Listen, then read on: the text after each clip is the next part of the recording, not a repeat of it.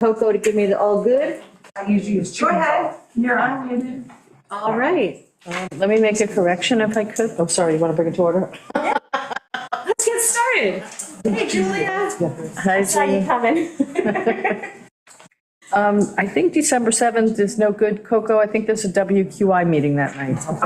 This is just all the evening meetings on. But yeah, I think there's WQI then. And the 8th is the beginning of Hanukkah. Oh, okay, all right. Yeah. So 7 days? No. Because it's hard for someone to know this far out what's going to happen. Absolutely. I was just throwing them out there so you guys could look at them and have an idea. Okay, so Eight. yes, there's next year. Yeah. And I left the whole week of Thanksgiving open, and I did like the whole week around Christmas open, and then It might be lit out for the territories by December 18th, I don't know. I wouldn't blame you.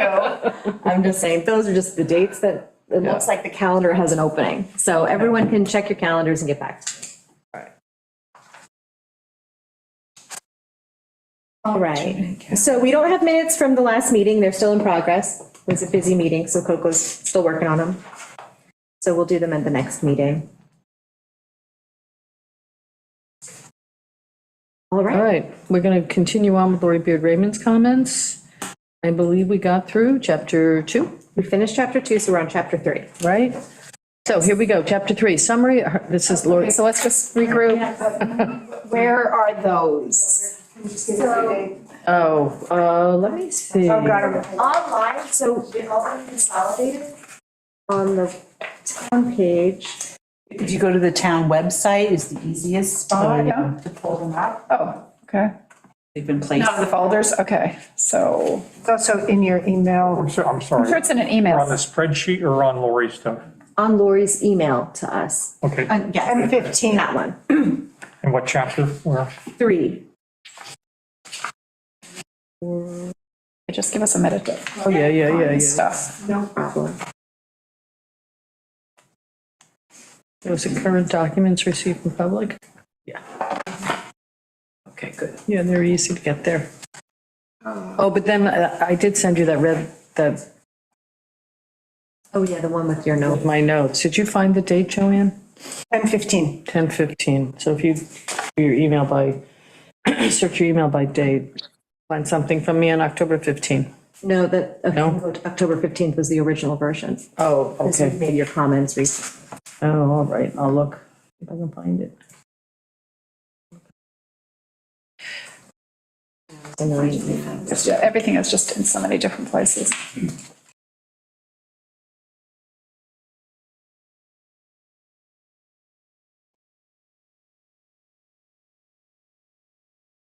Okay, we finished chapter 2. Yes.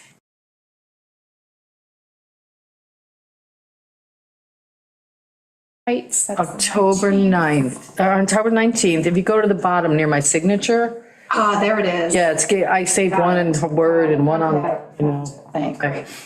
That's very helpful. Thank you.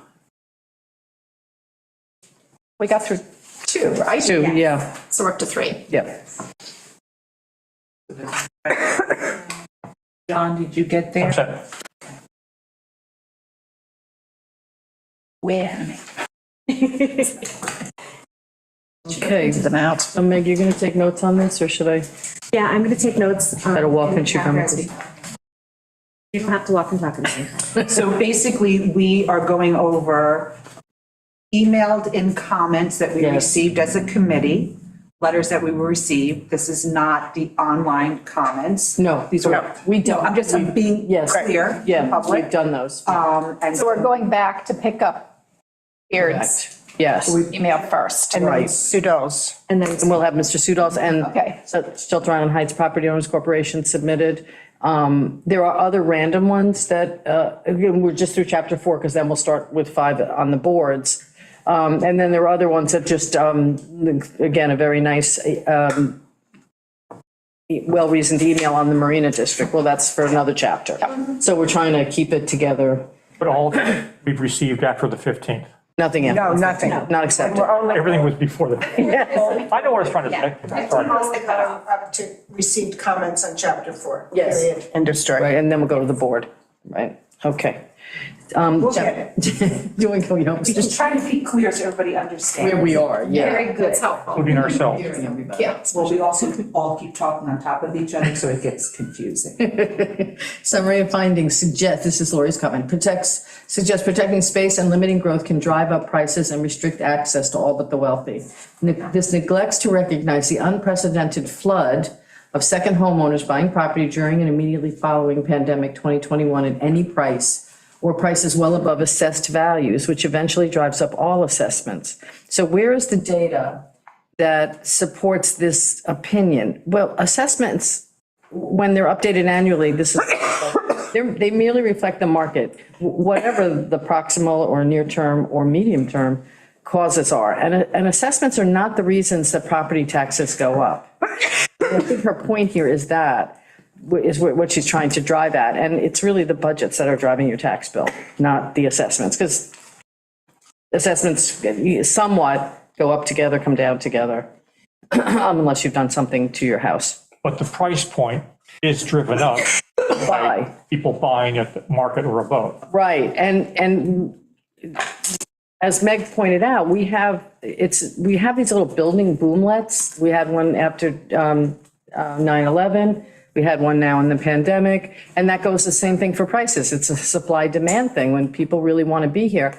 And we won't be able to tell how long that demand is going to stay until we're 5 years into it. So I think this discussion in the chapter was a good one, and I think we should leave it. So let's move. And we, answer this directly, we have as much data as we have. We don't have the future data. So Right, and we don't have all the reasons people moved out here. Maybe the pandemic was the oh, well, I want to get out of the city. the trigger. Right, but then you come out here and you're like, oh, how can I figure out a way to stay here 12 months a year? I mean, I think that I just feel like Shelter Island is at the next level of being discovered. And the ferry is no longer considered to be an obstacle. Right. And that was for years, and that's why we were always lagged our neighbors on the forks, because people considered it an inconvenience. I think it's the opposite now. It's considered an asset. Also just changed a little because of the economy with the increase in mortgage rates. So right after the pandemic, things were much lower and Yes, we had a lot of like rentals and buy-ups. And then right after that, things started going up on the Right. mortgage rates. And it's not that's going to deter people forever, but it puts like a little lull. A little damper. Yeah. Yeah, definitely. They say that people don't, it's the idea that if you have a mortgaged home, you don't sell it in this economy. Much, you know, you might be able to buy, but you don't want to refinance at this rate. We did talk about people buying with cash too. Yeah, I think that's a fair thing, yeah, on the higher end especially. Page 24, it says that local authorities have made efforts to preserve historical sites and historic preservation methods implemented to prevent development. Lori wants to know where, how. Chapter 77 of the town code has not even been implemented. And whenever historic districts or structures are brought up in public hearings, they're often disregarded by authorities and the committees such as ZBA and Planning Board. My response is, well, Sylvester Manor is one place where the town has made an effort. We can also include Cackle Hill as an example. In addition, there's context to the quote that I'd like to add, and this is that surrounds the wording that Lori did quote. Island residents and local authorities have made efforts to preserve the island's natural environment and historic sites. Conservation easements, zoning regulations, historic preservation efforts have been implemented to protect the island's unique character and prevent overdevelopment. Although this has been an issue in public discourse recently. Yeah. And how, I mean, we've had this discussion, I think you guys will remember in this going over land use. Shelter Island traditionally has been a place of don't tell me what to do. And yet now we see all our beauty, not all, but we see threats to the character, the visual character of the island. And so how strong should the recommendations be?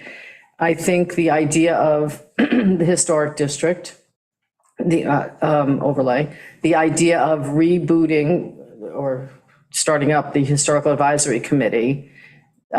The town just again signed up again for partnership with the Historical Society, and maybe that in the future could be boosted. but because I think they'll become more and more important to our own documents, preservation. So I feel like we've got a fair amount in there, but is it enough? I don't know.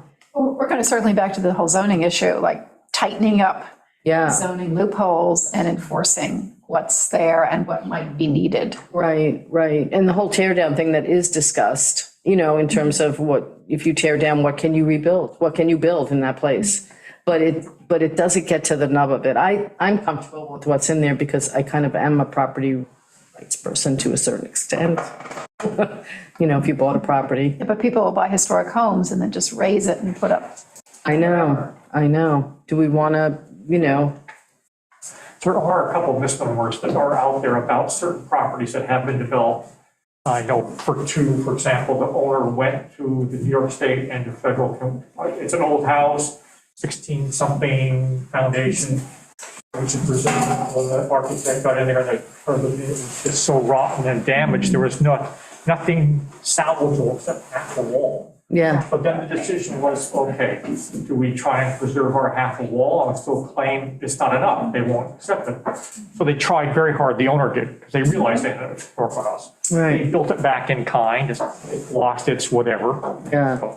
But that happens, you know, But that's unavoidable, and they took due right. diligence to But at least to review the it. public, it looks like you bulldozed it. Articles, a huge hue and cry over the property, if we're talking about the same one. The prime property. Yeah. So could we say something, I'm just thinking about what you just said, like, is there a way to phrase a sentence like, perhaps, like, keep this initial part of it, but then say to bolster and maybe improve upon zoning, to encourage the continued preservation of historical sites and methods like. Impossible. Something like that, like use that phrase zoning Yeah. and just to say like because we've all agreed that there are these loopholes and things are vague and that's something down the road, probably for the next administration, right? So, but why can't it hurt to put that in there? Yeah. Like that's the foundation thing that might lead to, I think it's not that we don't do it, it's that, I think her comment is that we're not doing it consistently, so maybe that Or can only strong. happen if Yeah. we put that up first, so maybe And I like. think that we kind of do that with the historical zone, like the historic district zone. Yeah. Which is an overlay, remember, I mean, it's not, you know, relaxing any other zoning restrictions, but we do that, and we don't only say the heights, it's also important architectural structures throughout the island. And that would be the work of a committee to get going. And so I think maybe we've got in here what's necessary. Maybe we just want to make sure the language is strong enough, so it's using those shall and those, you know, those kind of operative words, not just, it would be nice if we did these. I kind of like to poll all you guys on that, shall or should? I think it depends on the context of the sentence. Yeah. Technically, that's right. Oh, that's kind of woolly. It will make your head spin. Well, should is a prescriptive term. Yes. It's not like, that has power to it. Shall is stronger though. Yes. So Yes. so you want to use caution or purposefully use shall where you think it's necessary. Yeah. Should is a little laxer. Interesting. It's a moot point, but page 24 is nothing about the historical, I'm looking at the actual. Yeah, it's actually page 23. Okay, that's where she was. Yeah, Right, it's, it's on 23. it's actually page Thanks, Jen. 23, and it's the bullet that says conservation and preservation. Okay. And because it's about existing conditions, it's kind of listing the things that we've currently done to kind of help. So conservation easements, zoning regulations, historic preservation efforts have been implemented. So it's listing the current condition. So when we get to the zoning portion where it has the historic district, we make sure that the language in there is strong enough to kind of cover her concern. So it's just making sure that these early chapters are descriptive of what's currently existing, Right. not prescriptive in terms of what we're recommending. Right. Land use, figure 2 is accurate. Why inaccurate? Why are both public and private? Are you sure we didn't cover this? Okay. Courses listed as commercial, ferry offices, ferry support facilities. doesn't like the categorization. White Oak Nursery, Sylvester Manor, Mashomick. Well, here are my responses. Ferries, they're classified as transportation/utilities, that's correct. The decision to classify the golf courses as open space, conservation, and parks, conserved lands and parks, is defensible in their current use. They provide open space, parks, and recreational opportunities, especially the publicly owned course. I think Mashomick is correctly done as preserved land, conserved land. Sylvester Manor is described as part conservation, conserved land, and part agricultural, and White Oak should be changed. Yeah. That's the one that's So still, that's the one that we just made a yeah. correction on. That's the only one that's commercial. Oh, that next point, I believe Because it. it's yeah, how they're currently being used. Right. And use, yeah. So I don't, the Goat Hill is public, private, commercial? How do we list it? It's public, Public. but it's in a category that is conservation, open space, recreation. Her concern is whether it's commercial or not. Yeah, but I don't see it as commercial. I don't know. She wants to see them listed as commercial, instead of Conservation, open space, recreation. parks and recreation.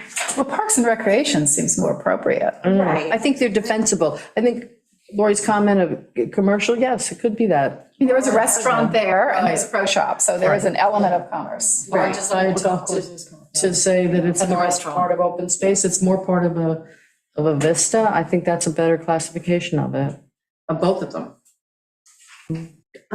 You could have a note if you Yeah. wanted to be specific, indicating that there was some commercial aspects to it, but that it's still, How do other Yeah. comp plans list? yeah, that's a good question. Right, that's something we should, Well, they usually list them as open space, which is why they listed them that way here. Right, Yeah, this is from the because- consultant. right, that's what I'm saying. Right, because if someone's looking at the map and they see this huge red commercial, they're gonna think like industrial park. right. They're not gonna think Right. that it's, how many acres of What? open space that, Yeah.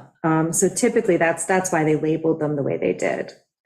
So could we do a note like, open space, and then with a note like slash business, commercial, sorry. Small percentage of, or small. Mixed use. Mixed use. Yeah, that way. Yeah, mixed use thing might be a better thing, I agree. Like White Oak Farm, it's commercial, but it's also a large area of plants growing there. I mean, it's open space in a sense, that way it isn't. It's not as vast of an area as a golf course, but they do have a large amount of land devoted to green But it things. differs to me than the golf course, because we own the golf course. The town owns it, so. But which golf course are you talking about? The public, Goat Hill. But or is she talking about? Talking about both of them, I think. She's asking about both. Well, because the heights. I mean, this is about. She mentions both. Yeah, it's existing conditions and how they're being used. So, but she's saying that we should list both golf courses, Goat Hill and the Country Club, as commercial.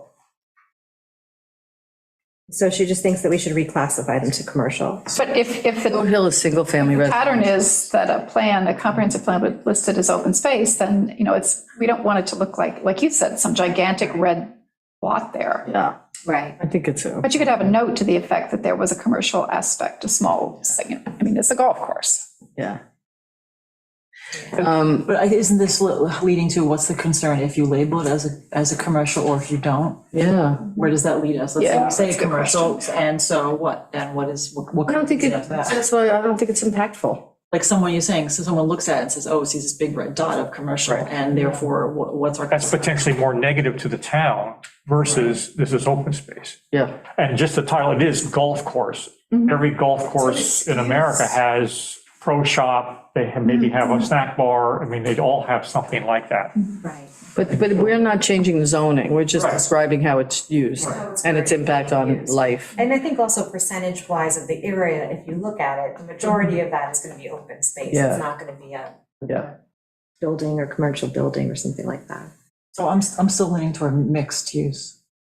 or sorry, like slash, put a little note. Yeah, just see if it has a note qualifying it. Yeah, because mixed use, I think Morley, Just made that up. Morally, it's, Morley, more describes a residential slash commercial. So that's usually, The fact of the matter that the golf courses are open space. They contribute to, the trees contribute to.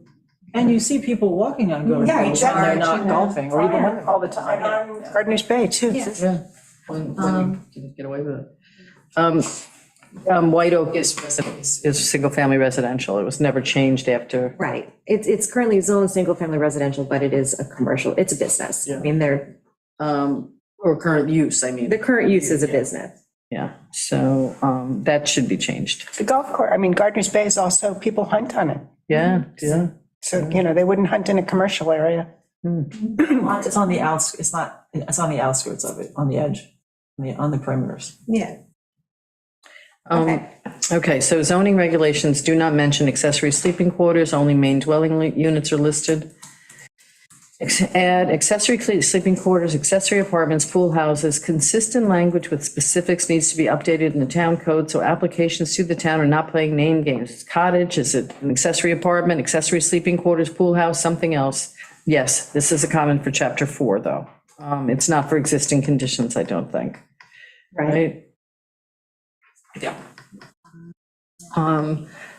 We did talk about the difficulty of classifying everyone's private property in these categories. Yeah, and I think Not a bad idea, but it's going to be tough. it is, and I think it's Lori who, she's saying the name, but maybe it's in the next, it might be in her next comment. Development potential is too general. Does not address or mention existing developed lands with potential to develop or add accessory living structures. CBA ruled that only one accessory sleeping quarter structure was allowed per property in 2008 with bedrooms. To get around that determination, applicants play the name game. So, for example, labeling one structure a pool house, another accessory sleeping quarters, as well as playing name games with rooms. For example, 2 bedrooms and a study or an art studio. Need specifics with specific regulations, otherwise enforcement is impossible. It comes down to use or furniture, which is ridiculous. This is a good point. Again, in terms of existing conditions, I'm not sure it belongs here, but I kind of do take, I take a little bit of exception to her that the development potential is not great. Doesn't mention existing developed lands with potential to develop. Yes, it does. If you all want to go to the land map, I think it pretty much does a good job of saying what the development potential is. What page is that? It's on page 30. But again, this is Thank you. referencing loose zoning Right. applications where people can sneak in things that probably are not in the spirit of the zoning law, but that. Yeah. No, that is true. And I think that part of the moratorium discussion is going to sort of try to tackle that issue, which is, what does the health department say, Mike? You can have a kitchen, a dining room, a living room, and a den maybe, and everything else is a bedroom. If it's, that's, no more, you can't, to just not be able to do that anymore. So your septic would be sized correctly and all of that.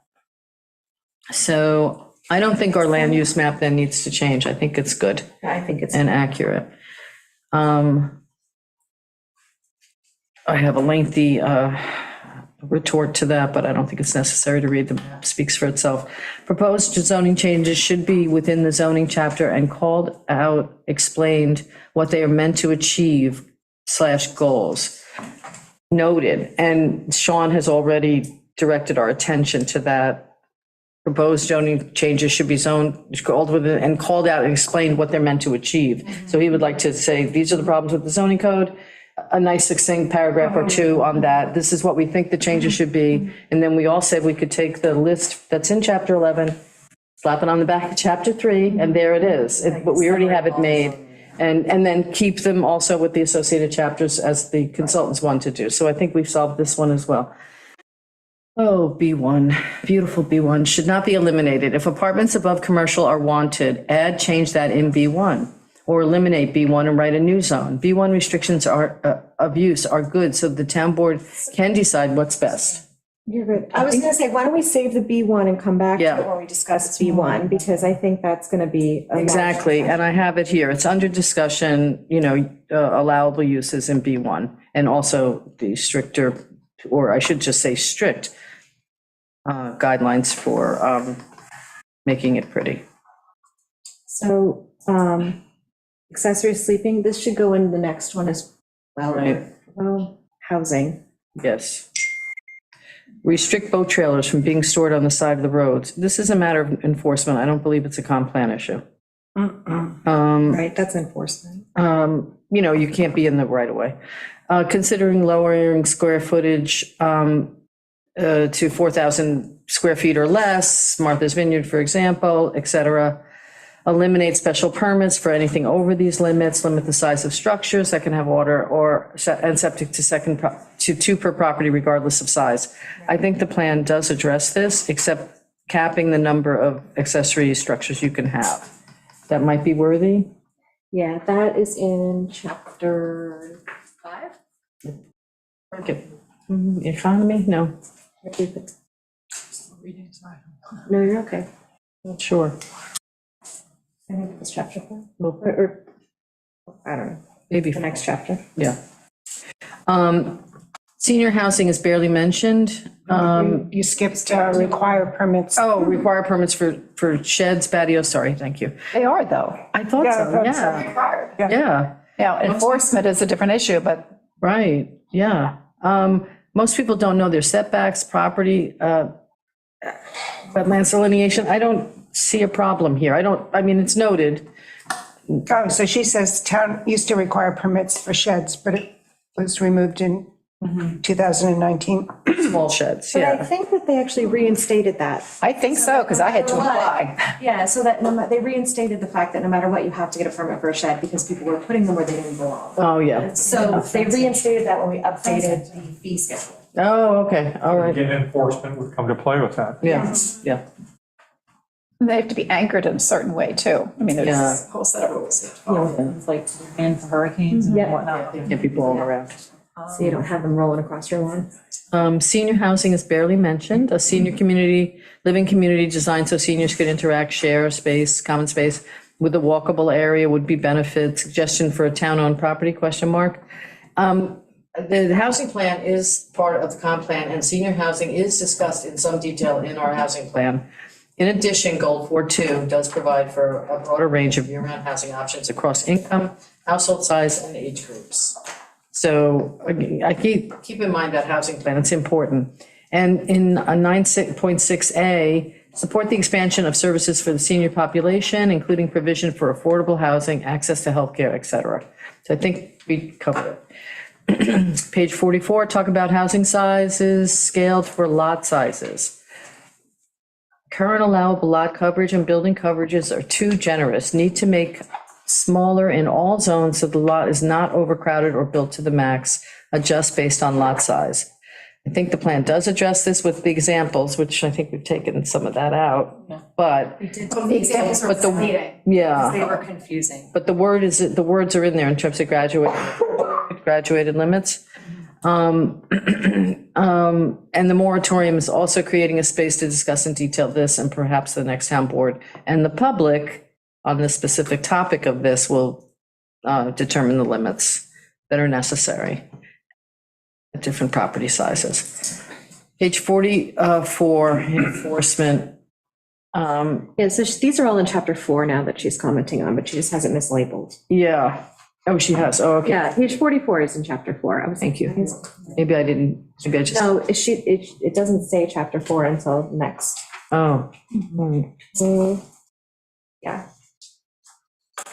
Okay. Chapter 4 is after the next page. Yeah. Yeah. So, well, page 44, over and over again, I hear, yeah, enforcement. And what needs a permit, what doesn't, 10,000 limit on repairs, renovations, et cetera. She goes on in this vein. I just think this is too granular. This is too, I don't think it's for a comp plan. Right. What's the operational plan is really what she's thinking ahead. Yeah, I think she does mention illegal conversions. Again, that's being considered on, whatever maximum sizes are determined ultimately, that it should include all built space, finished or not. And that's, but the only reason for that, to change our code in that way is to combat illegal conversions. So Right. I think it's covered. Density increases should not be considered in areas with infrastructure in place or not. Every one of those infrastructures have limited capacity. None are unlimited in sewer or water availability. Who pays for upgrades to support increased density? Not to be confused with affordable housing goal. I don't know. I'm not sure. I don't find this very clear, but that infrastructure should not be used to increase density in residential areas. It's We've made that statement very Made that clear. multiple times. So Yeah, I think we're good, based on what she you, meant something else there, but yeah, it's a little hard to parse. Well, I think part of what she's saying is that any infrastructure that we do develop will have a maximum capacity. In and of So itself. it will not be able to take on anything and everything. Like there is a limit. Right. Like the Heights has a limit to how much waste they can handle in a day. They have enough, there's a limit to how much water they can pump in a day. So each thing that you construct is going to have a natural limit to it. And also, that's what she's had saying the town too. gone with the wastewater system that you were considering, That there has was- there was a gallon. limit, Joe Fenora had explained, there was even a limit on that, like who could attach at the end. Right. So. Right. Because there's a capacity to how much you could expand, how big is your footprint, what's your area, what are your setbacks? Is that self-evident, though? Is that something that needs to be, I mean, yes. It's Right. sort of just yeah, Yeah. I mean, it's innate Go in. in the fact that right. The town's contract with West Neck Water is, between West Neck Water and Suffolk County Water is insufficient in protecting the property owners and the town. Residents are plagued with exorbitant water bills and customer service issues. The town has not taken the time to ask the customers how's it going. There is a volunteer committee that still meets. They should be, representing their customer base. Deering Harbor villagers I know are very happy with the service that they've received. And the lack of infrastructure improvements that were delayed or postponed in West Neck, those chickens are now roosting. Yep. I mean, I think the same issues were Deering Harbor, except the impact financially perhaps wasn't felt as much by the populace there. But if you want good water, we'll have to pay, to upgrade. yeah. I mean, I know there've been a couple problems, but I don't think it's quite as widespread as she's Yeah, indicating here. Although if it happens to you, then it seems like, it's really pretty significant, and I get that. yeah, and I guess, I haven't received a lot of complaints, and people are usually very willing to let me know when something's not working. So, overall, I think the process is going well, upgrading the infrastructure. I know there are a few homes that had leaks between the road and their home, which was that's your private property. You have to upgrade that. You have to fix I that. have to fix that. I mean, it's a lot of water. Is the volunteer committee clear on like their responsibility to check in with the West Neck residents, Yeah. I'm just asking, like, do And they they're available. regularly do it, or? Lori would certainly know, and I think most people on West Neck, you just go to the town website, go to West Neck Water, and they're still listed, their emails. And most Lisa people Shaw know, would be the call Lisa person. Shaw. Yeah, they call her, and Yeah. she really has her finger on the pulse of what's going on. Yeah. She's usually right on top of it if something Yeah. isn't working well. their upgrade doesn't mean they're gonna go change every single pipe, every single valve, everything. They're just gonna basically change things as need be. They had a big plan, yeah. There is They a did some sequential plan. I major get it. change. They had to replace pipe with code pipe because it Right. wasn't. Right. They're switching out all the meters to digital meters. Some of them were not really functioning very well. So yeah, I think they've stayed on top of it. Yeah. Frankly, I think they've done an amazing job, but Right. it's It a lot did come at a cost. to get fixed so that we'd be up to code. And we have wells that are not functioning really well too. So they're kind of trying to figure out what to do next in terms of getting another well. Well, those grants have been approved and they're ready to go. Yeah. So we got $500,000 to replace the wells. So that's good. Yeah. That'll Spread the help bill. offset the cost. Great. But what do you think Lori was looking for in terms of a change and what we can or cannot add? I just want to make sure, like, before Yeah, we this go this on, isn't like, really what an would- actionable item in the contract. Right. This is just someone has to talk to the West Neck Water Board and ask them to reach out and do a survey of the constituency. I think where it does impact is, for the comp plan, is that we do recommend that Shelter Island declare itself a water district, water districts that already are existing. And the reason that suggestion is there is not to bring everybody water from Suffolk County Water Authority tomorrow. It's there because wherever they're going to be asked to come in by the population of, let's just say, Monentic Peninsula, it gives the town then the right to say to Suffolk County, you have to sit at the table. If we don't have a water district, Suffolk County Water Authority has of right the ability to bring water wherever, whenever it wants to. That's it. I mean, and so what Lori is saying here, she didn't like the way the town dealt with West Neck Water, with Suffolk County Water, but at least we did. And it was a very long process with a lot of input from the West Neck Water Board. I disagree with her opinion on it, but that being said, we did engage. Well, and another thing to remember about districting is it's creating a legal jurisdiction over an area. Yes, that's It's it. not necessarily implementing infrastructure. Yeah. So if we create a district, we're claiming legal jurisdiction over that zone. So if someone wants to come and do something in that area, they have to get permission. Yeah. Right. So I'm saying Yeah. that's the phrase then that needs to be Legal in there. jurisdiction. Right, legal jurisdiction. So we We should need to use that phrase, language yes, to stop the misinformation. unclear Yes. misinformation. Yeah, okay, good. There was a lot of misinformation or confusion about that when this whole process was happening, because West Neck had kind of run, it had its own board, we did our own thing. Yes. And then the town said, well, we're going to we're going to start negotiating with Suffolk County Water Authority, and some members of the board felt that, well, wait, we're supposed to do all of this, but then all of a sudden you guys get to make all these decisions. So it was fraught. Yes. Yeah, Discussion was fraught. It was But frightening. The bottom line was that the system was very shaky. yeah, Something had to happen. Yeah. And if we had to do, we couldn't even find someone to be our water manager. right. No, it's So true. now we have pros. And that was kind of the catalyst for the whole thing, was that the person who had been testing your wells was like, I'm retiring, I can't do it anymore. Yeah. And so you had no one there to do maintenance on your system. And it had gotten to the point where it needed more than maintenance, it needed an Yeah, overhaul. yeah.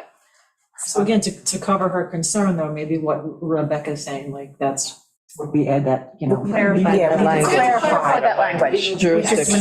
we're not using clear language, so that everybody's understanding Right. what the end. Water district is. And, Yeah. and just because even though we may not live in West Neck, well, I don't personally, but I have a lot of friends that live in West Neck Water, and I've heard some, and I just want to be sensitive to like what Yeah. happened to them, so we can put that in and. Yeah. So Yeah, we're recommending the town proceed with the idea of developing a water district. Yes, to declare. Okay, just, Declare the town as a whole Water district. right. Second point is, what would be the procedure of doing that? Is that something the town board just says, hey, we're going to set this up? How does that happen? it has to go for a referendum vote. Okay, So if we were to try to create a water district for the island that included all the areas that are not currently in a water district, because that's how it would work. So, people wouldn't be paying for two water districts. It's like, if you're in the Heights, that's your district. If you're in West Neck, that's yours. If you're outside of that water district, in order to create that, you would have to go and present it to the public, and the public would have to vote to approve it by referendum.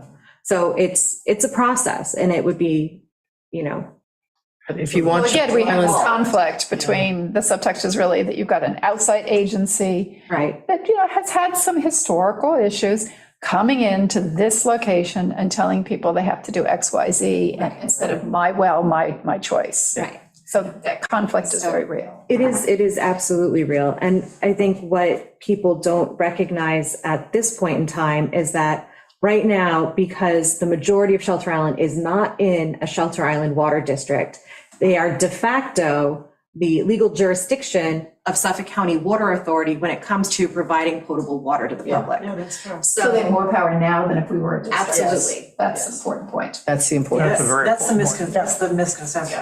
Yeah, that is exactly. So But the language that Meg just came up with is that's it. That's just what we need. But that's actually not in this, that's in another chapter. we need to clarify that. It's in another chapter. It's in the natural resources If they chapter. do that, that doesn't automatically mean they're going to make everyone switch to Suffolk County water. No. But at least it kind of allows them to have a seat at the table and make those decisions, right? Enough people. What would be automatic, Suffolk County Water, would be if we didn't have a district. That's what the key thing to remember. That if their number is 40% of an area wants water, they give it to them. Right.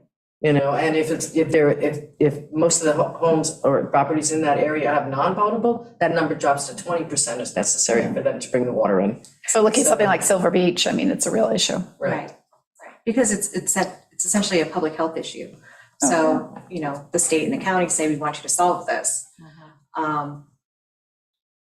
So it would be up to them to either purchase property for a well site or lease it, rent it, whatever. But if they can provide the service, if they can provide the water, then they're obligated to do that if there's a demand for it. So defining all these terms, pointing into legal implications may be critical, just so the readers don't think. Right, carte blanche to. Right, for the town to just bring in water willy-nilly. And we're promoting development/density. Right. The goal is to Yeah, maintain. that was a big issue. Right. It's creating home rule, and that's what should. In that clarification, we make sure we say that if we did not have one, this would be the result, which could be out of control. I mean, we wouldn't have any way of making a statement. We don't want that, you know, I like home rule, I think that's a 40% good is home phrase. rule. Yeah, home rule. That's term that I think most people understand. Yeah. I think these are a little out of order, but maybe I'm wrong. The next point is in order to preserve peace and tranquility, as this chapter suggests, need to strengthen noise ordinance, not the reverse, as chapter 11 suggests. Yeah, they do get a little out of. It's a little out of, right? Yeah. But again, adding leaf blowers and other gas-powered landscaping restrictions to landscaping companies. There is a recommendation, 9.2B, develop an equitable approach to controlling noise disturbances. And then it goes on to discuss how that could be done. So I think we do not encourage expanding noise. Yeah. but again, that's probably enforcement. It's Yeah, probably it's more, not- so- Yeah.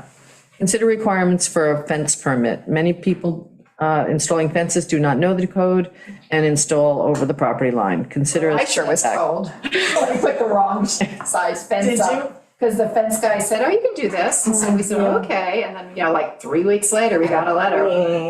Take it all down. So I there's, just had a case of two cases in Silver Beach It's too high or too close to the road?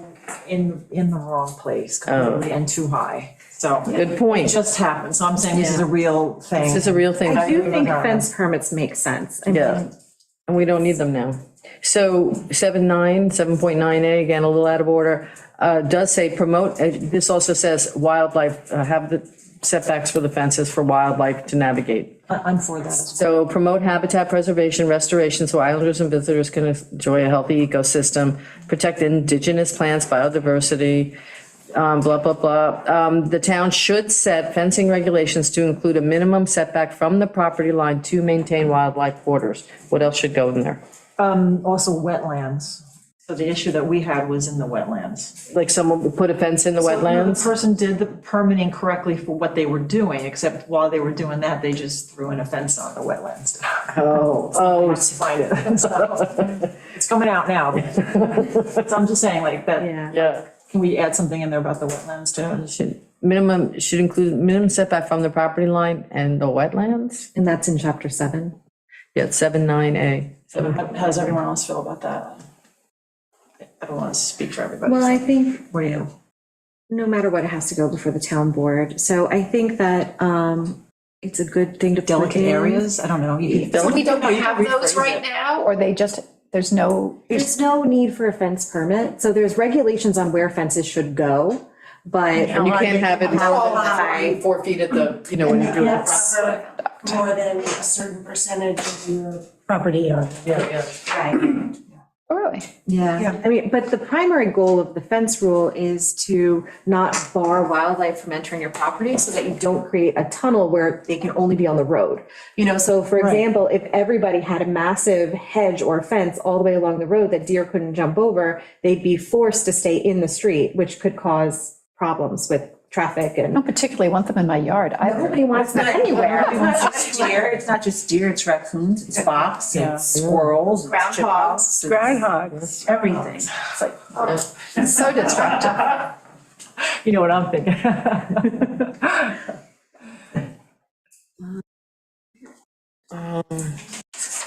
Can't we So just put a little sign like, dear, don't. It's here with the big Can we turkeys. just like put something a little stronger or just recreate that or something? Fence permits and no fence in wetlands. Yeah. She's adding it to the, Maybe an extensive I mean, I review think of that's kind of zoning a on fencing, no-brainer. right. both what it consists of and how it's, monitored. Review fence regulations. Yeah, there you go.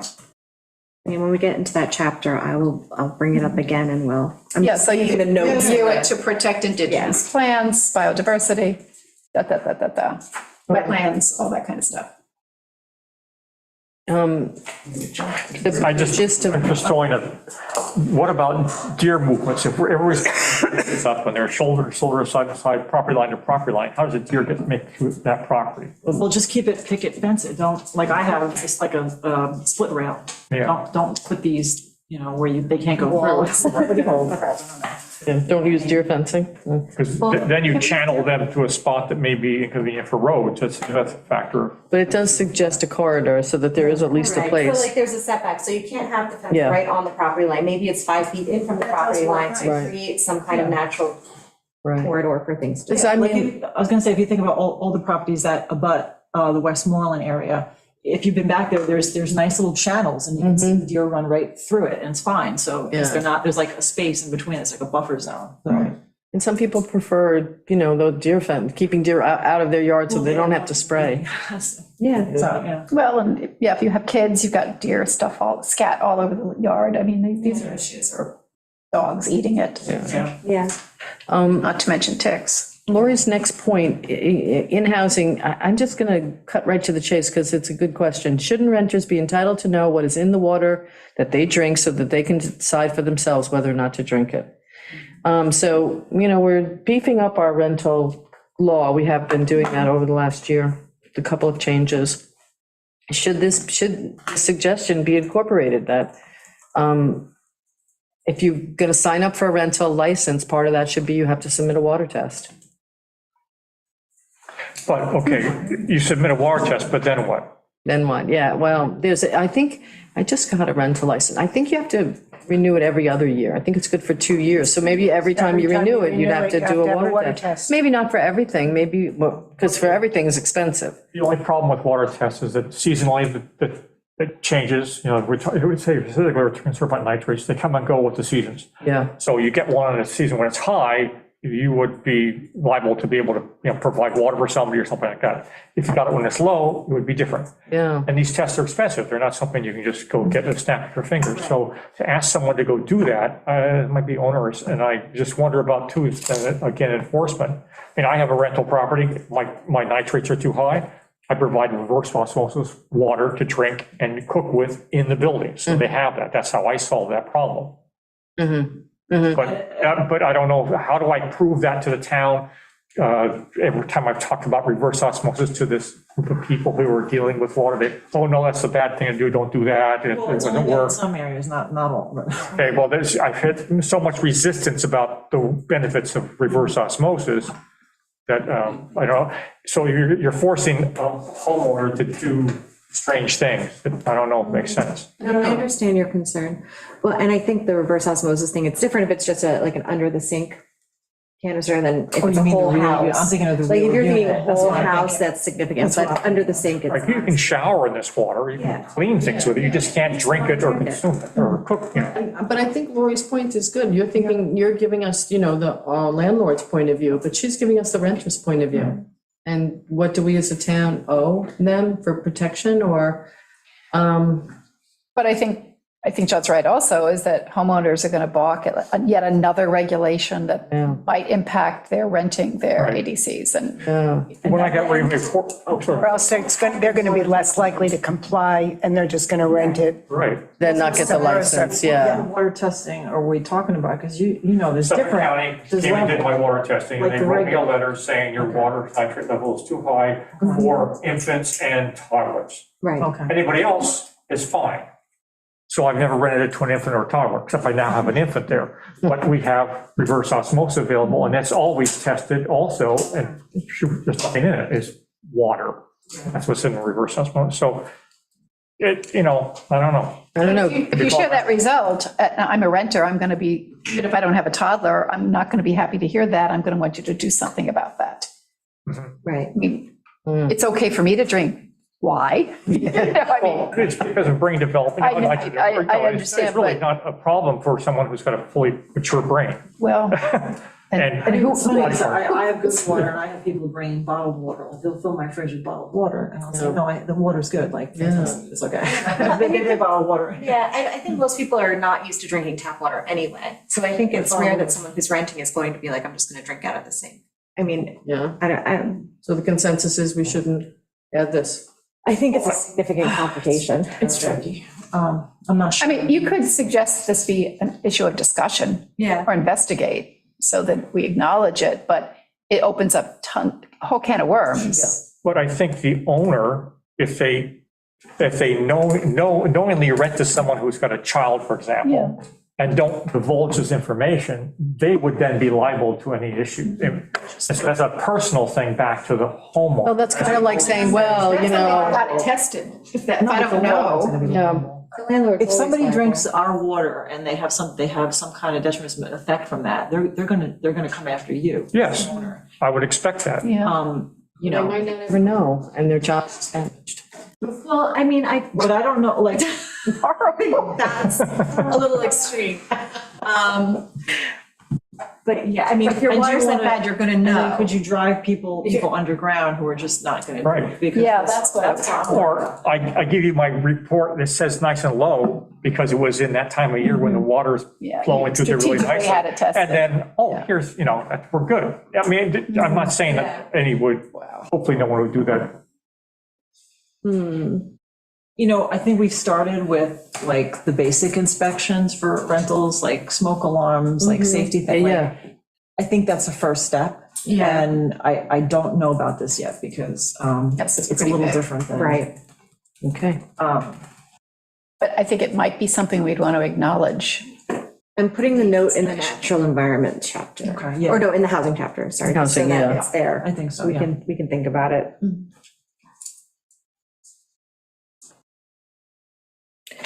Okay, comp plan needs to strengthen nearshore overlay district goals and objectives. And the crux of what Lori is saying is, the planning board said that nearshore overlay district is a typo, very disturbing. So whose purview is it? Then if the planning board doesn't address it in chapter 129 and ZBA doesn't address it in chapter 133. Oh, that's the 133 code. So Yeah. 133 is the zoning code. Yeah. And there's a nearshore overlay section in the zoning code, and it's very poorly written. Yeah. And it does look like it's supposed to be a sanitary regulation, but it doesn't make any sense. It needs to be changed. Right. We need to update that code. And we do have a suggestion, 4.4A, that I would suggest covers a bit of what she's discussing there. And, yeah. So, Or, 4A. yeah, Right, development in the nearshore overlay. ensure development is appropriately sized in the NSOD. With increasing impacts of climate change and development pressure, the NSOD code regulations and boundaries should maintain and strengthened. Be maintained and strengthened. Some options include adjusting zoning standards to limit the size, the density of structures, incorporating a small lot ordinance, and discouraging the expansion of non-conforming uses and buildings. Discouraging the expansion, did I say? I hope I did. So I think a lot of it, we've covered a lot of what she was saying. That one code. What she's pointing out is the zoning the Yeah. code conflict that we already. The boards have already recognized. Right. Chapter 4, housing, oh, okay. Before we do chapter 4, should we do chapter 3 for the other? Well, I thought because we got, Chapter 3, we didn't get to those last time. but we did these comments on 4.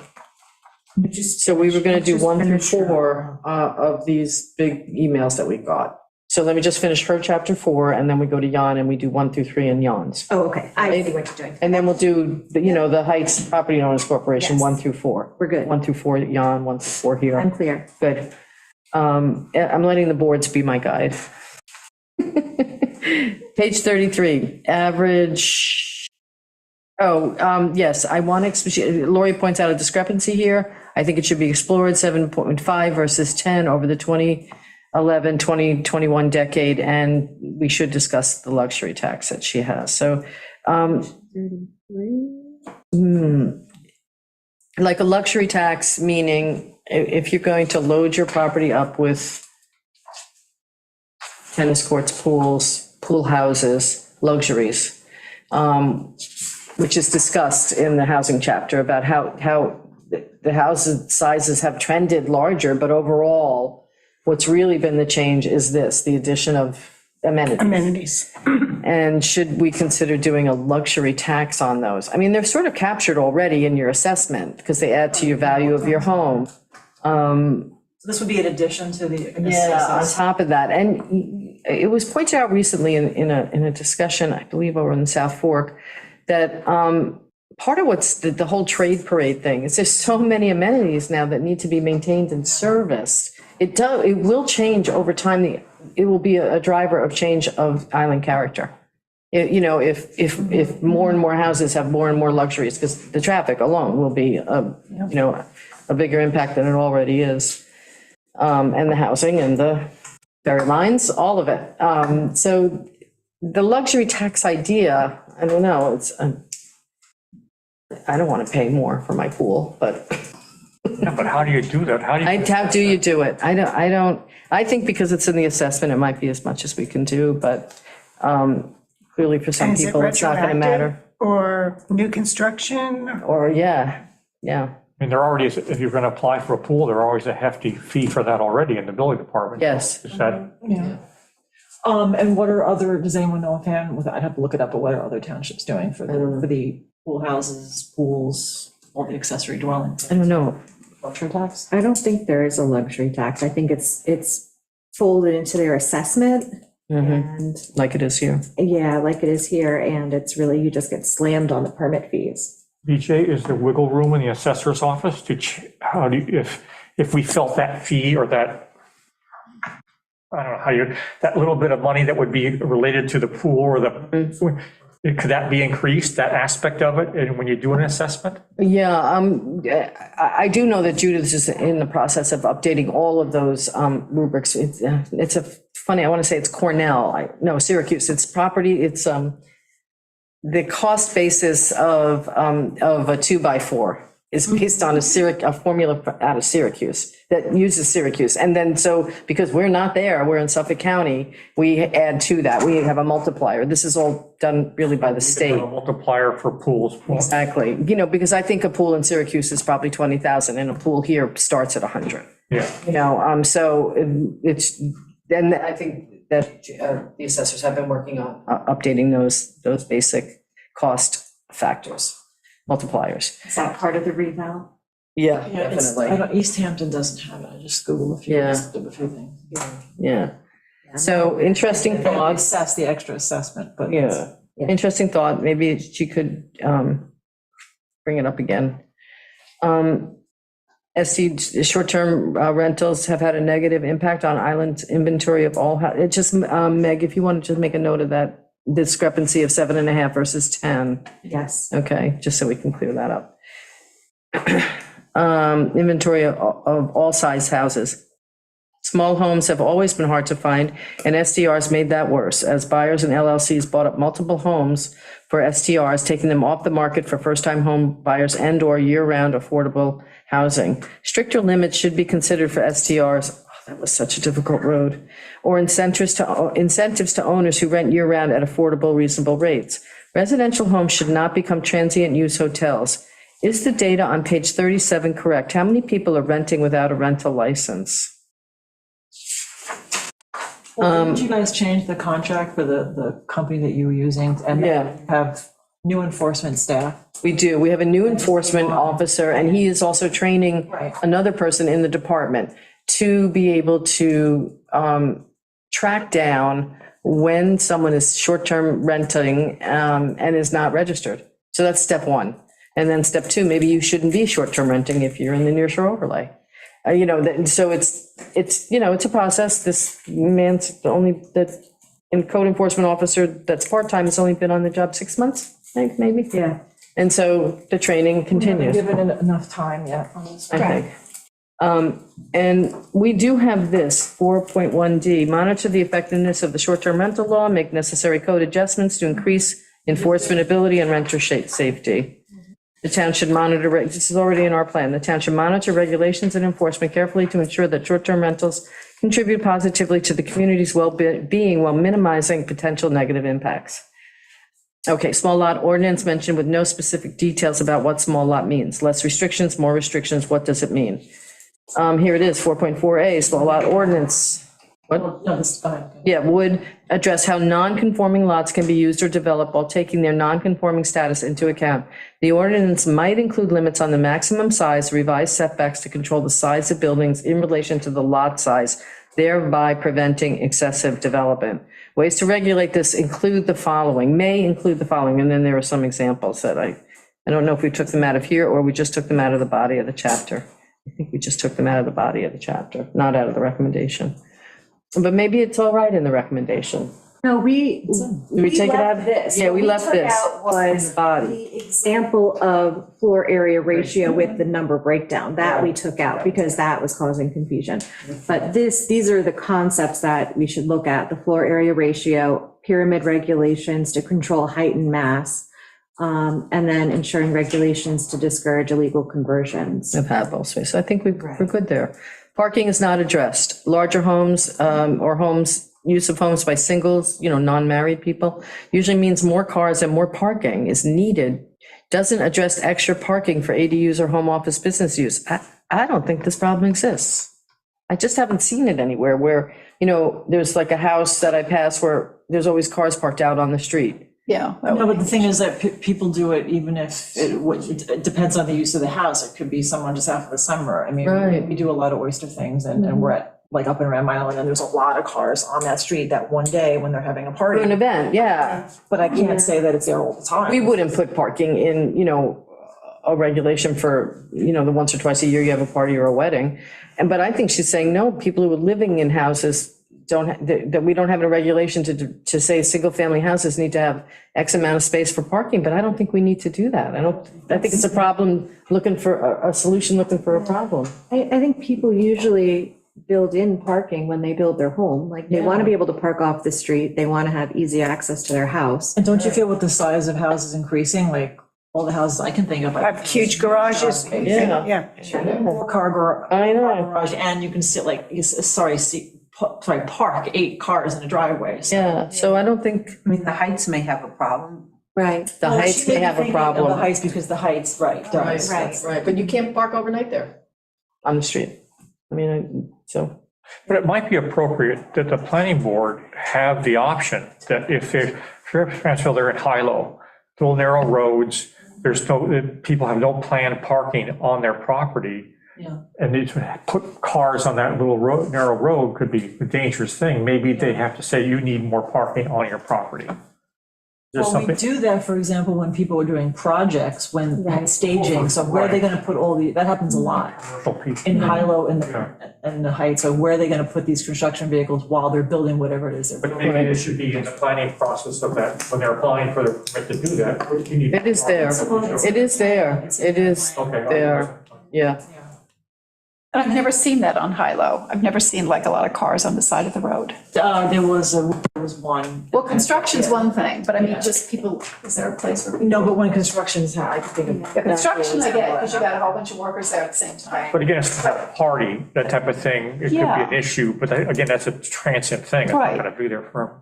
Usually the building department, when they review applications, they look at things like that. So if, Trouble is, if you're building on a lot, you don't have parking yet. Right. It's all, you've just ripped up the grass, so they're gonna be parking on the street. The question is, are they far enough off that they're not a The hazard? Heights does have this with the 1-car, 2-car driveways, or like 1+1, they have a restricted space, I think that's what it's going. And I have a personal bugaboo about this, the people who put markers or something in the town's property along the edge of the road, they put great big giant rocks there, that's town land and they're claiming it as their own. Yeah. Can't park there.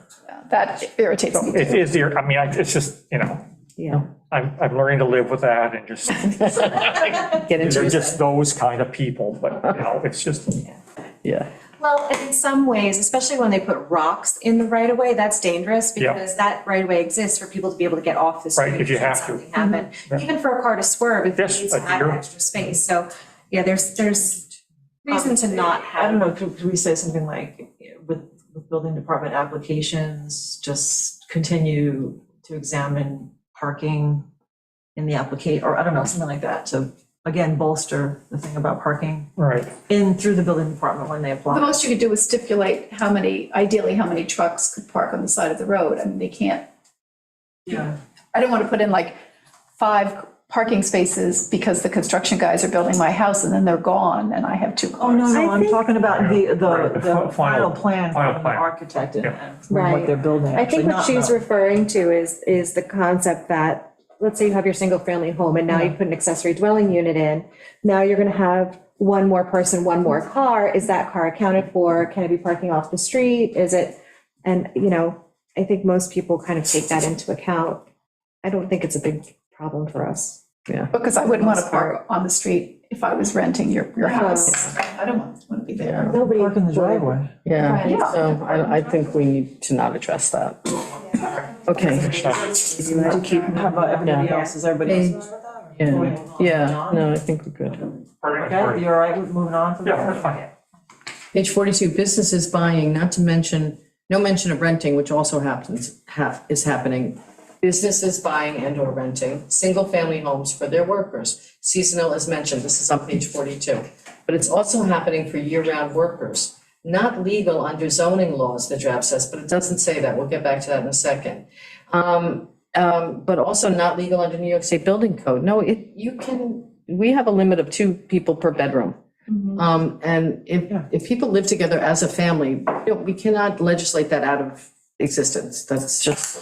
That's something you have as of right. Also, when you do your rental application, you have to put, that's asked of you, it goes by how many bedrooms, and it'll say on the form how many people you can rent to. Right, exactly. And in terms of seasonal housing for workers, she's asking, it's not legal to have boarding house in exchange for compensation benefits or for payment. How will this be addressed?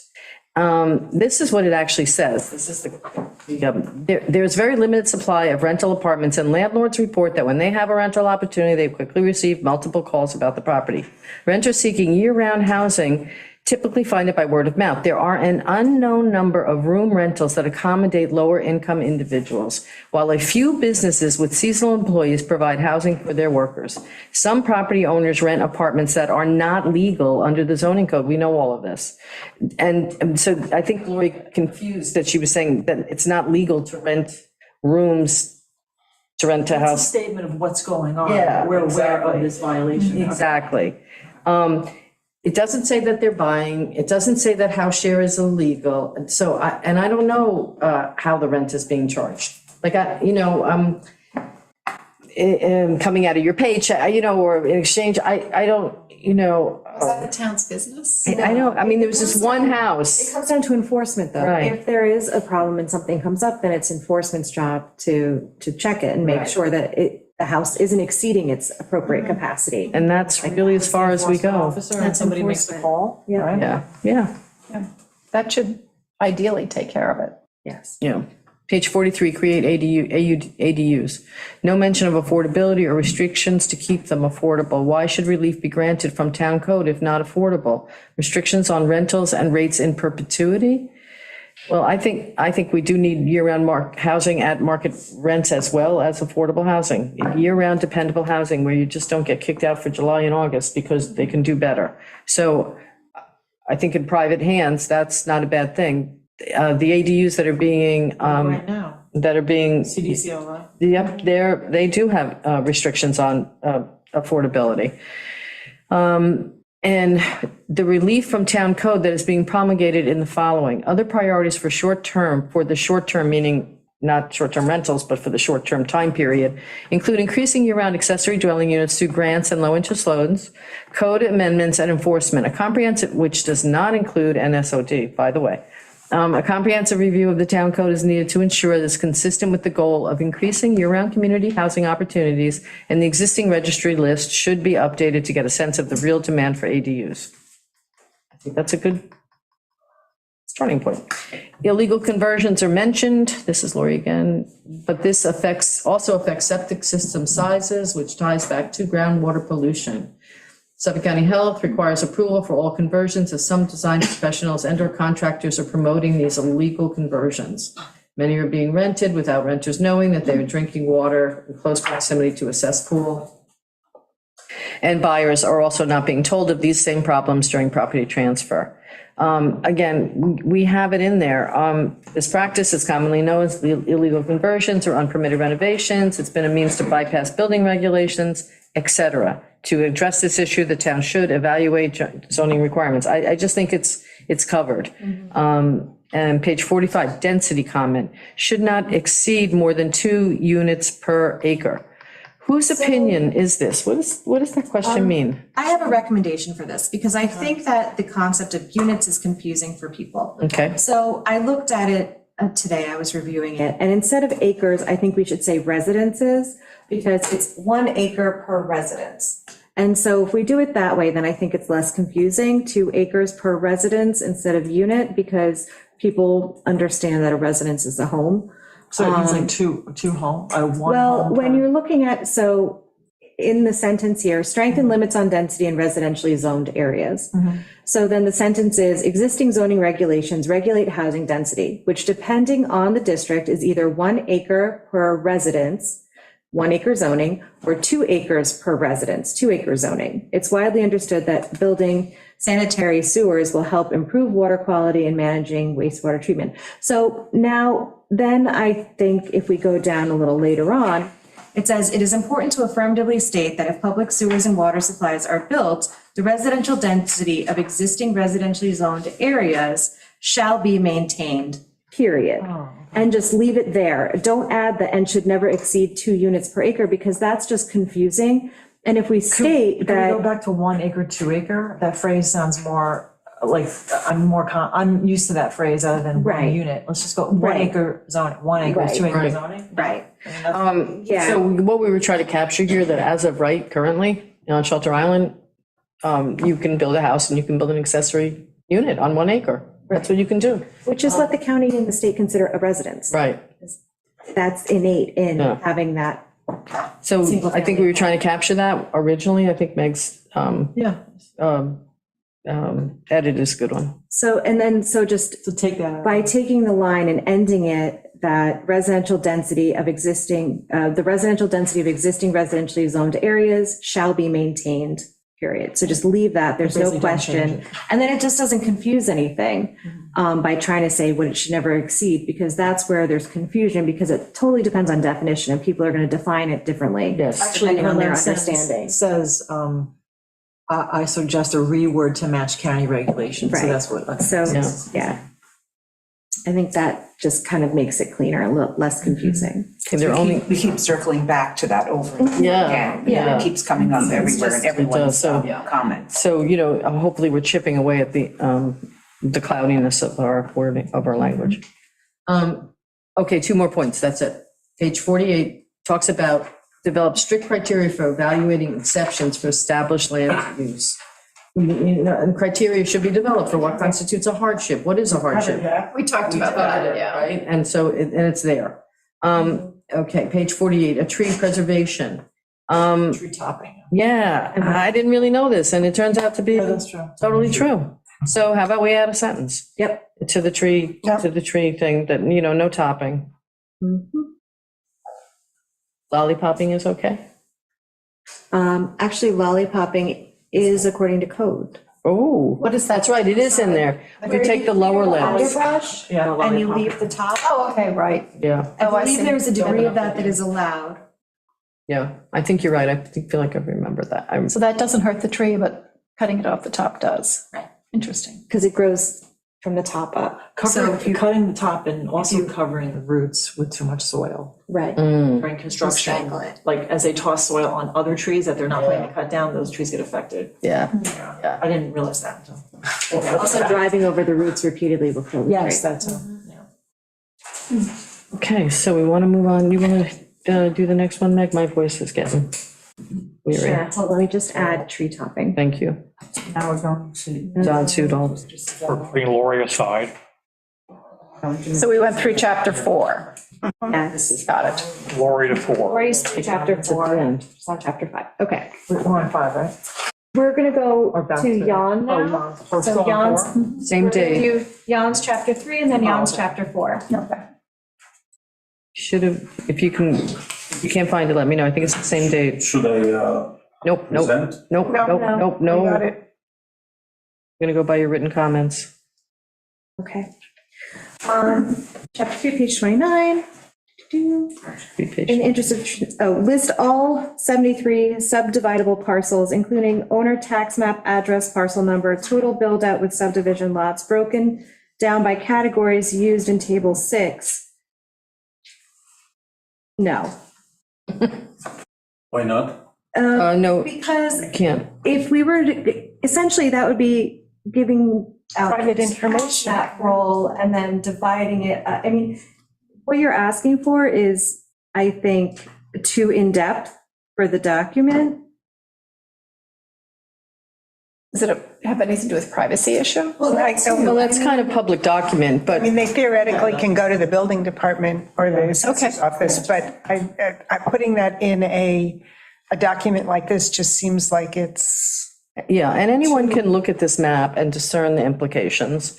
This is also, we could make a list, but this document is not going to be updated every minute. Right. And these are real estate transactions are happening all the time. So to include that kind of data doesn't seem to me to be efficient. I mean, you could add something like see whatever building document, or, I mean, if somebody is concerned about any point in time, they want to know what's going You on. know what we could do is, there is one place, the CPF has really not been moving with alacrity on this, but they are supposed to do an acquisition plan every 5 years. It's 5 years overdue. yeah. But in there, I think it's the first appendix, has a list of all properties on Shelter Island that are potentially subdividable, et cetera. Yeah, so we could include that, that the CPF acquisition plan, when updated, should be included in this document, which I don't know if I'm going to have time. I've been working on it because No one else has? no one else had.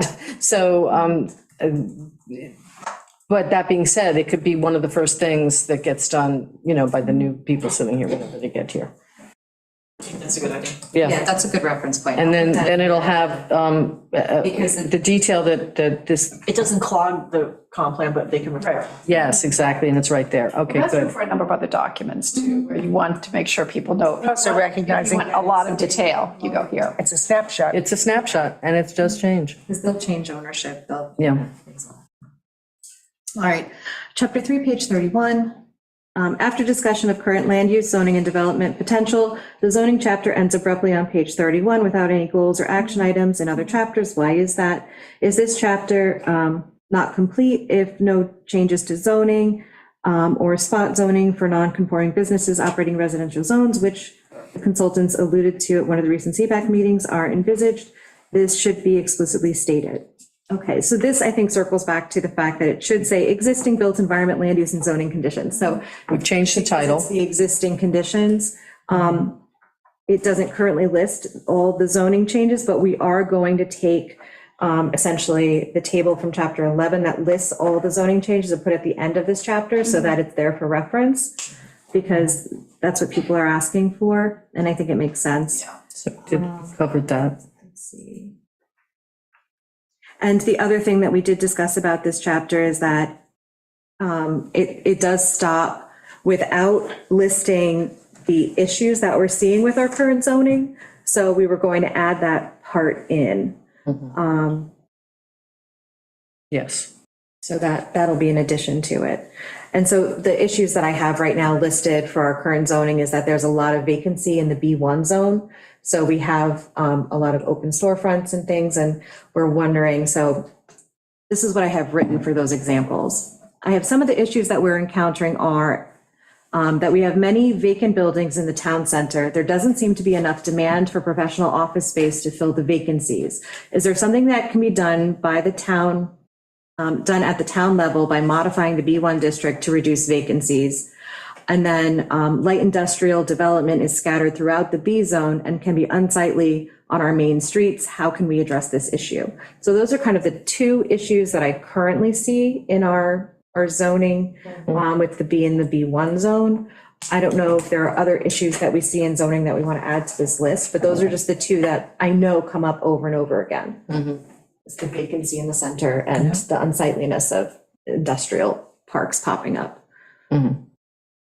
I mean, we know we have pre-existing non-conforming businesses and residential areas, but that's something that people want to maintain the status quo on. So I don't necessarily know that we need to We list. might end up putting the marine district issues there Yes. too. I don't know, we'll If have to we discuss. decide to keep it in there, yes. Might end up there as a Right, problem. so if we, yeah, we'll move it if we think that's, but Yeah. for now, those are the two big things that I have that keep coming up Yep. again and again. Yeah, the Marine District is the other big one, but we won't get into that till we get to that chapter. If it's even. That's a big. But it might be worth putting there just simply because you're talking about this older, and Okay. you can even say discussed further in chapter so-and-so. Right. Okay.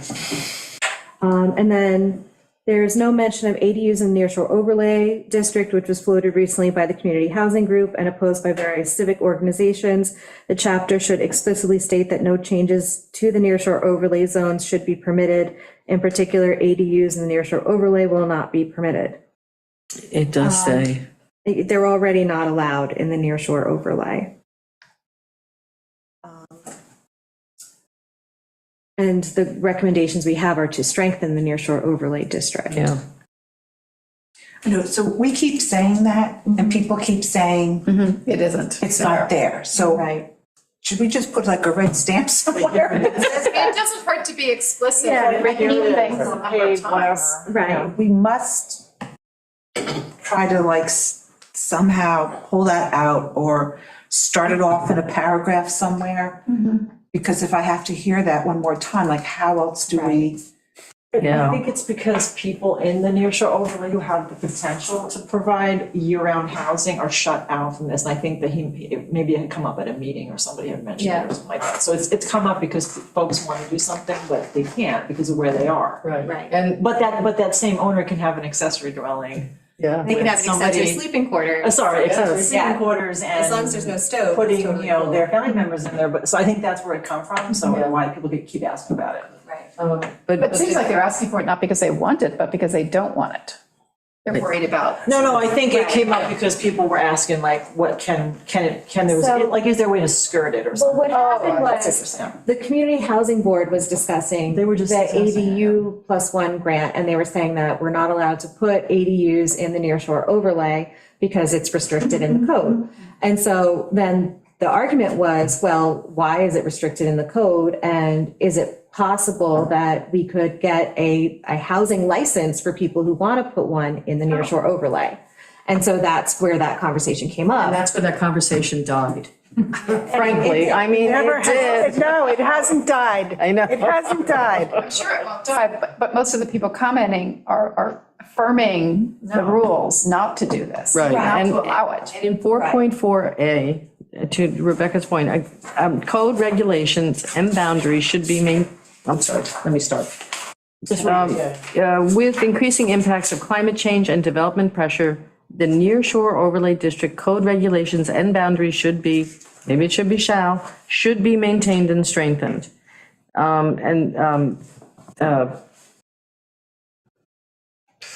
But maybe it should be everywhere it needs to be, Yeah, I think that's, in more than one. I think that's Everywhere, the way to go. Reiterate. Yeah. What we're telling them and tell them As again. you're reading, you're thinking of this, and you don't realize it's going to come up in a later chapter. You immediately say like, well, why is this not mentioned? Yeah. Because you said 4.4, right? Right. And this is where I said, look at more, this is the one we keep coming back to that keeps needing Yeah. refinement. Right. And to your point, then, if we're gonna get real, affirmative and strict in nearshore overlay, and let's maintain and strengthen the code as it exists, maintain and strengthen, does that mean we say no more accessory sleeping quarters? Because the idea is, it's a sensitive area, it's worth thinking about. Well, and I think they are the same thing. An accessory sleeping quarter and accessory apartment are essentially the same thing. There are people who would argue that, Stovetop and you're Right. fine. there are people though who I will, lived in a dorm. You can do anything I know. with nothing. I know, especially if you like ramen. But there are people that will argue that an accessory sleeping quarter, if used like that, is used much more lightly than an ADU. That's the argument, you know? Completely different use. Well, I know That's how my people- daughter lives on this, with two children, Yeah. with a hot plate and a microwave and a Yeah. refrigerator. Yeah. Well, how else do you think she lives around here? No, it's true. Yeah. No, I get really like agitated because she has a full-time job, she's raising two kids, and with that type of salary, not really a salary, she can't afford a big, she's not gonna spend $3,000, she doesn't have it yet. She's just out of a divorce, and working on North Ferry gives her a great wage, but she's one income. So she takes the rental that doesn't have a kitchen. And so that's what she's living on, a hot plate, a, Toaster oven, a fancy one. Yeah. She's got a refrigerator, and she actually has a sink. And she actually cooks really great meals. But yes, that's how she makes it on Shelter Island. Yeah. Yeah, my friend was a house washer. You can do many amazing You things, can do but amazing things with very little. But, My friend um, was a house washer and she lived on the property in the accessory sleeping quarters year round for Yeah. years. Yeah. That's why we're calling for affordable housing. Right. where you have Yes. A normal kitchen. yeah. Right, but that's also maybe why we But the call, point is that it doesn't mean that just because it's accessory sleeping, it's not being used 24/7, 365. Yeah. oh, absolutely. Luckily, she's not in the Near Shore Overlay District, so, Your conscience is clear. but. So we're getting pressure from both sides. Exactly. Right. But we need to really clean up that language so it's very, very clear so that we don't keep getting back So to. we need to put it in again, is what Yeah. I think we agreed on, right? Yeah. There's got to be more areas that this will come up, we can say that sentence needs to go back in there. Okay.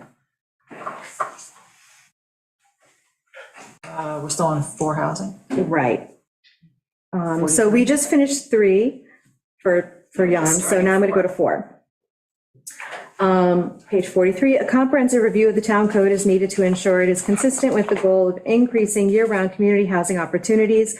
This is an unacceptably broad statement, giving the town carte blanche for changing zoning as it sees fit, as long as the developments are labeled community housing. This document is purportedly comprehensive plan, so any specific changes sought for the community housing should be included in the draft comprehensive plan and then subject to the community scrutiny via public review process. This statement should be removed from the draft. So, Where are we? Page 43, let's see.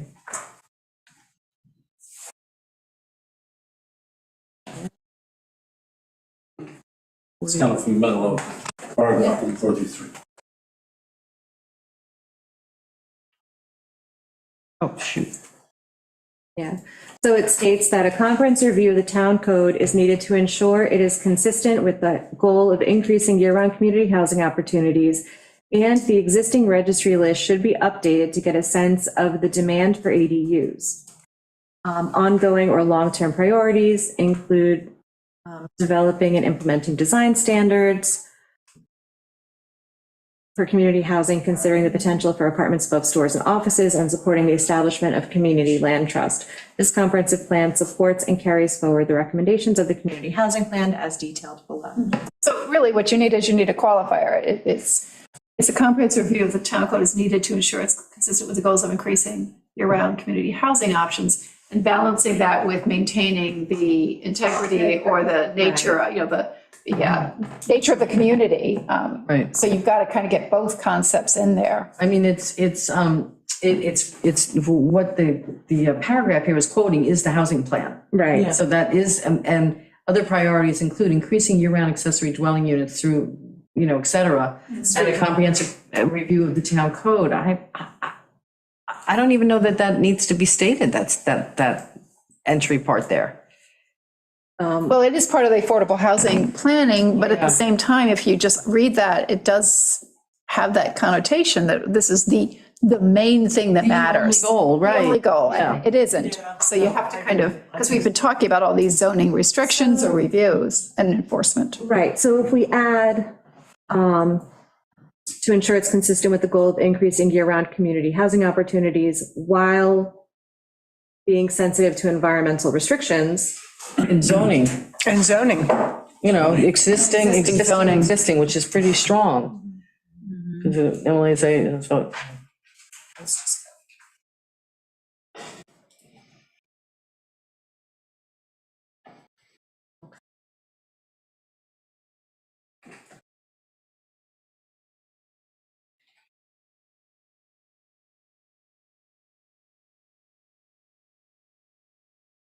As well, taking.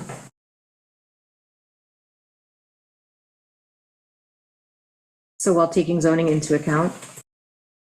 Yeah, because this entire chapter is really both descriptive, but then it seems like the only thing it's really focusing as recommendation is the affordable housing plan.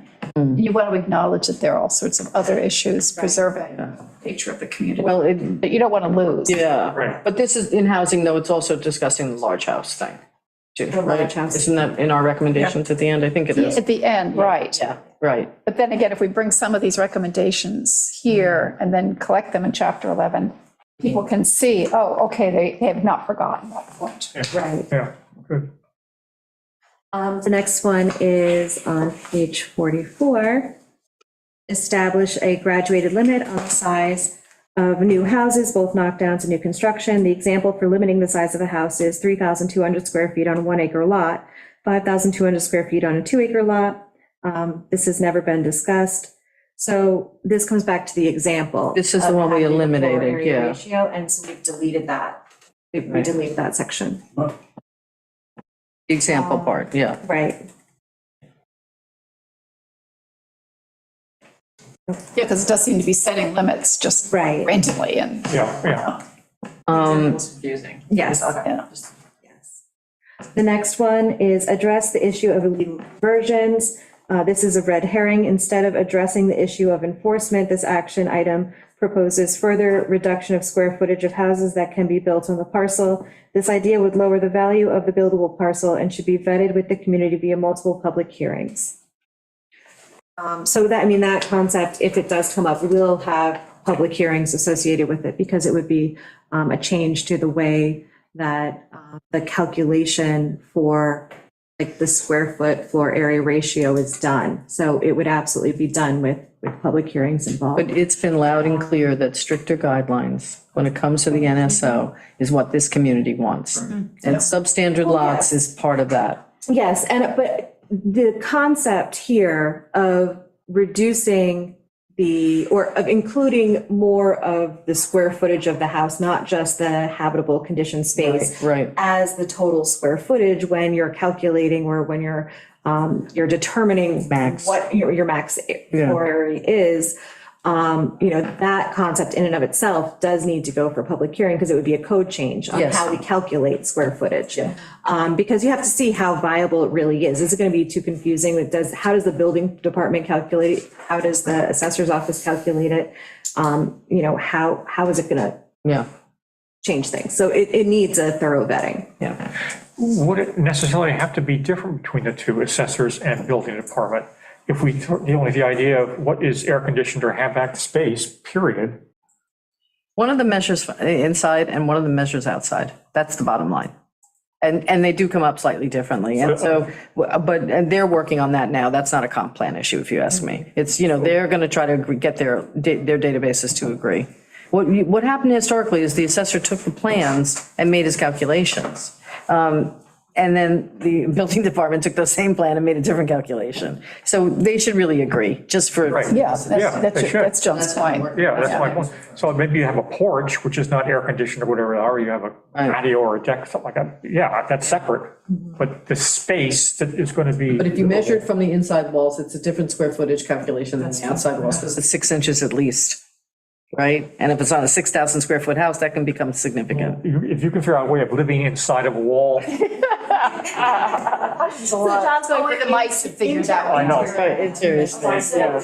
Black hole in there, I think. How often that happens in the planning board applications, when we have like multiple versions of things Yeah. that come through, and we're all looking at it saying, well, this calculation seems off by, and it's usually interior, external. Yeah, and there isn't an agreement, until you make it so, But that would be just language to our code, how we compute that. And we can probably find a number that works for both, right? Yes. Okay, thank you. Strengthen limits on density in residentially zoned areas. This is a particularly galling example of gaslighting, as this action item proposes increasing density in residential and business areas. And then it is important to affirmatively state that if public sewers are built, the residential density of existing residentially zoned areas should be maintained. And we've kind of changed this so that it doesn't have the weird units conversation. Haven't we addressed this? We have, yes. yes, we have. And then further, it does not preclude the use of cluster subdivisions where houses are, or buildings are grouped together, leaving larger portions of land undeveloped as open space. While cluster subdivisions may have smaller individual lots, the overall density of the development is not significantly increased. The comment is that this would not increase overall density only if, for example, the units are built on half-acre lots. Half of the subdivided parcel is left undeveloped as a space, which obviously is economically the same as building out the entire subdivided parcel with units of 1-acre lots. Building out subdivided parcels with units on half-acre lots of leaving 10% of parcel undeveloped will result in almost doubling overall density. That's confusing. The 10% set aside in a major subdivision, we're recommending it should be a 30% set aside in a major subdivision, because 10% is not mentioned anywhere else. So that 10% just doesn't belong there. Yeah, but forget the last sentence, focus on the rest. I understand what you're saying. So you're saying we have a subdivision, and let's say it's 5 lots, right? And when you do the subdivision, instead of doing 5 lots of equal size, he's saying you take those lots and you're making them smaller to have more open space. So Which is recommended. it has less environmental impact when you do it that way. So you would take, and so what Jan is saying is that you're actually reducing the value of each lot because they're smaller. So instead of having the full, like, let's say it's 5 1-acre lots, essentially now you're having a half-acre lot with half. Open space. But you don't have to do But this. typically, the way a cluster subdivision is done is that it's like the open space is kind of owned by everybody. And then each lot owns a portion of the open space. It's kind of, With its dock and dog house, it's amenity, and it's boathouse. Also, I don't believe this is saying, this is not saying that it doesn't preclude the use of cluster subdivisions. It doesn't preclude the use, it doesn't also demand the use. Yeah, so it's just, it would be up to the person who is subdividing it, perhaps. But you still come back to the health department, they want 1 unit Yeah. per acre. Yeah, but this health department allows cluster, How do they get around it with the septic then? What? because it's no more flow, the flow is the same on that 5-acre And parcel. you've got the open space. Yeah, you have to have the open space. and what they may also do is a community system. I was just gonna say, IA, community. That should be a caveat that's in there, because I can see it only really working in it within having a community system. Because if you're trying to take care of your waste on half an acre, and you've got a neighbor right next to you on half Right. an acre, it's not gonna work. Yeah, You know, typically, we have wells, so it's gotta be. Now I see, yeah. right, so typically, that's the way a clustered subdivision would work. You'd also have a community wastewater system. Yeah. So hopefully, like, it's a bigger PSC to project. This keep would be the open someone who wanted to come in and do like housing and then have a clustered system with you'd. Do they have to do that though, or can they just have it as John It's described it? optional. But we've never done it on the planning board in my history of the Right. planning board. I know. It's just another option for how you choose to. So it's not saying that you can't, it's Right. just saying if you do, this will occur.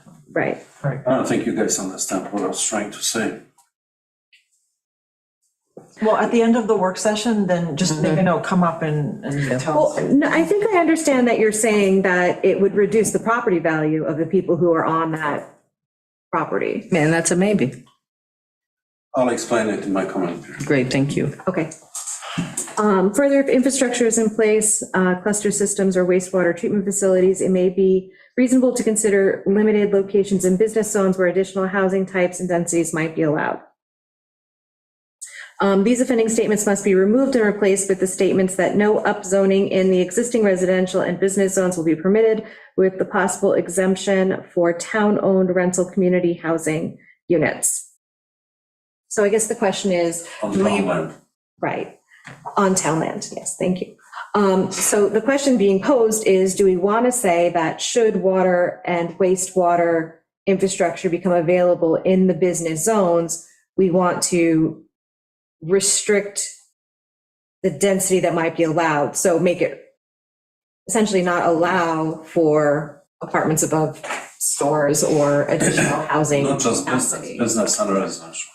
Doesn't say that, just says business though. So, Well, in residential zones, we already say that we do not want to increase any density in residentially zoned areas.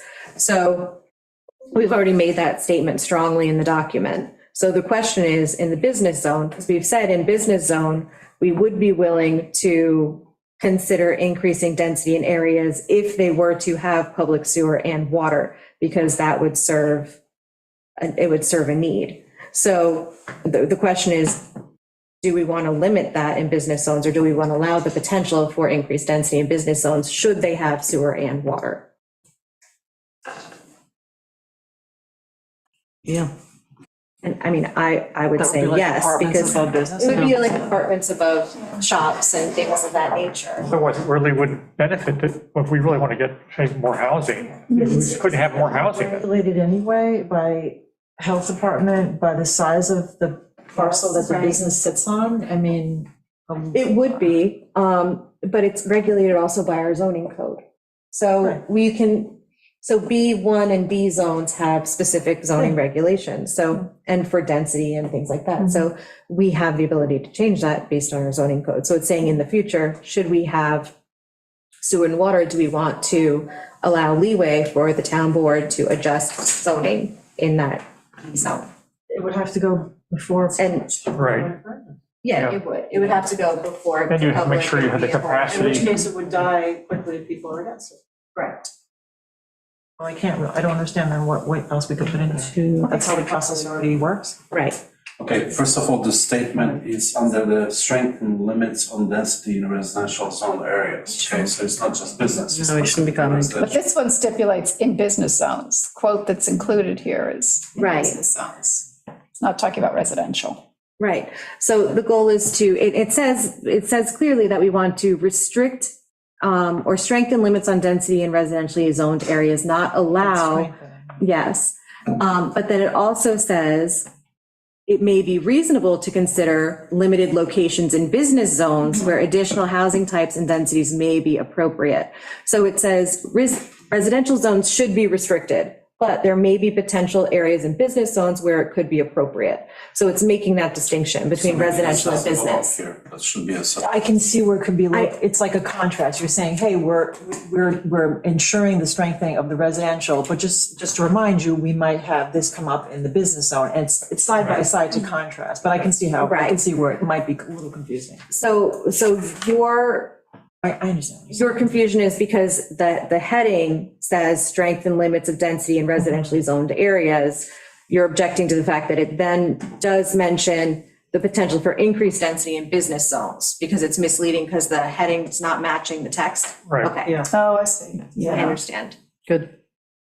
I just want to pause here because it's almost 8:15 to, I don't know, I'm kind of losing my ability to focus, but I don't want to be the party pooper.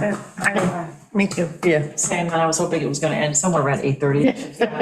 But, you know, which means we need to leave room for comment. Yeah, so I've maybe- already told Can Mr. I suggest we, even though we haven't gotten as far as we want, that we cut it off and. Hear comments Hear the and- last Sounds fresh. Yes. Because some of these things we've already. And Yeah, some of them are I covered. think I just realized what Jan was talking about. It's what you said, except that will only ensure a non-increase in density if you do it that way. That's what he meant. Yeah, we could make that paragraph clearer so that, you know, Nick's made the note. okay. Okay, so I just want to comment on the subdivision, which Wait a minute, which one is that? Which one is that?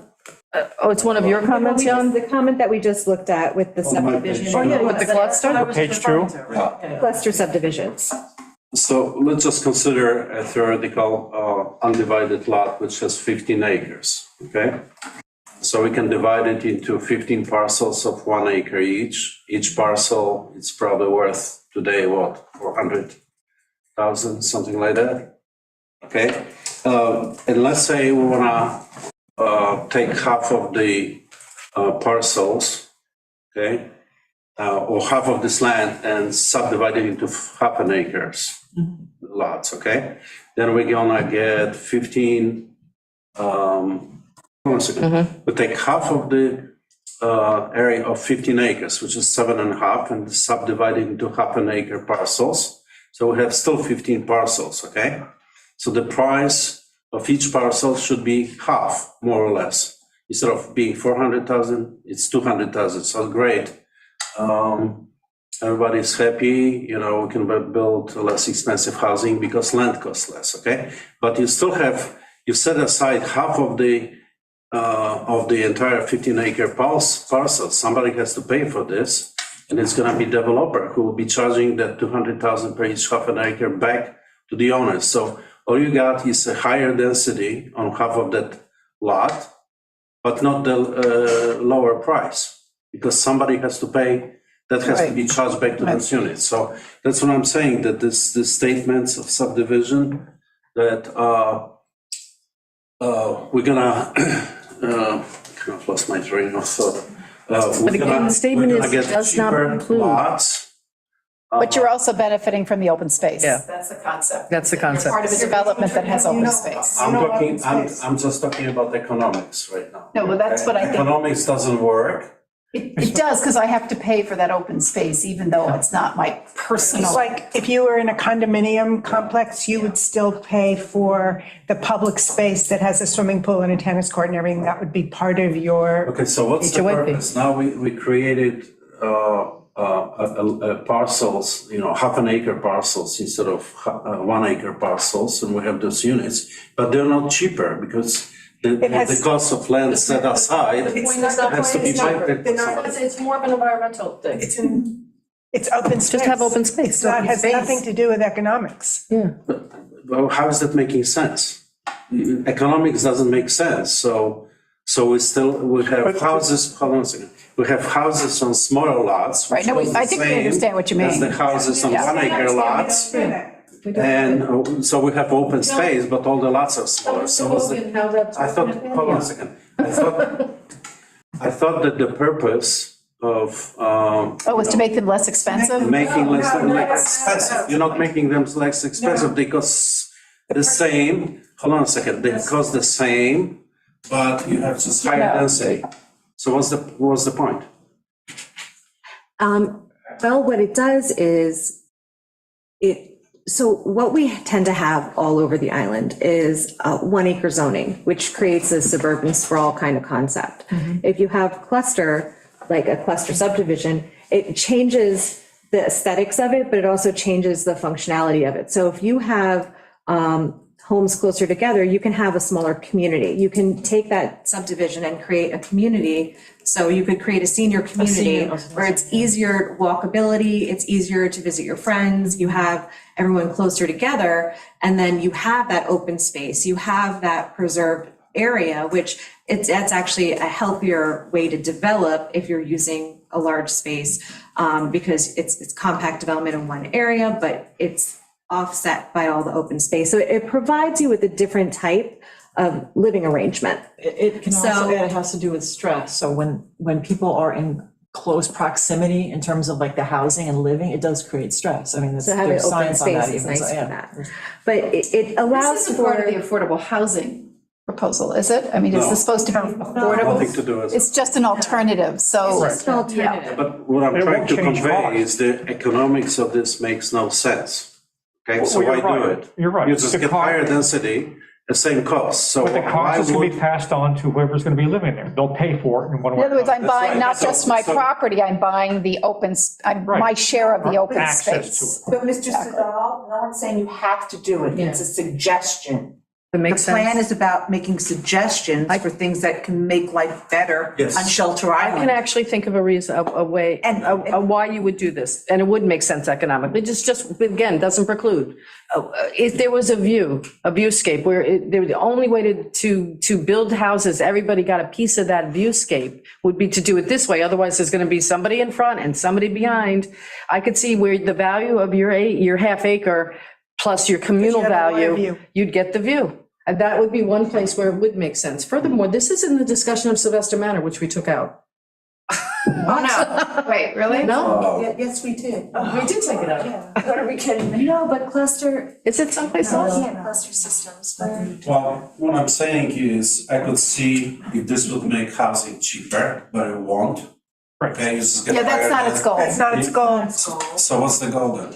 The Environment. goal is environment. It's open, preserving open space. It's Yeah, but aesthetics at the Oh, there it is. expense environmental. of changing character of the island and going into higher No, density. it's not. No. It is in Hold on a Sylvester. second. If most. Page 45. If you have to pay the same price, most people would rather have a house, the same house on 1 acre lot. Then About an acre. that's what That they would would be a buy. choice. Those less enlightened, But yes. it also takes a certain interested party to go into a development like that. It's not gonna be for everybody. Okay, Right. so now I'm getting to the last sentence of this But did you hear what I sentence said? is, Did you hear my I'm sorry, response? could you repeat that? I'm saying it depends, it would depend on the interested party. This kind of development is not for everybody. So it would only, it would attract a certain, like maybe seniors, maybe, it's just a certain type of attractant to a buyer who would go in there or renter, let's say. But the point was, at least you can't develop those 15 acres with 15 houses. half-acre plots throughout the entire thing. You have to at least, if you're going to do the smaller plots, you've Right. got to preserve half of that. So here's the connection. This is actually what's gonna happen, okay? Because you're gonna set aside just 10%, because then it starts making economic sense. And then you build out entire 15 acres with 30 units, minus some couple set aside, okay? Because then economics starts working. So now we're circling back to basically what you're proposing is increasing density, because that will make economic sense. The other thing, the statement that this will not increase overall density, I don't buy it because economics don't work. Okay. Okay, We've heard thank you. Period. Thank you.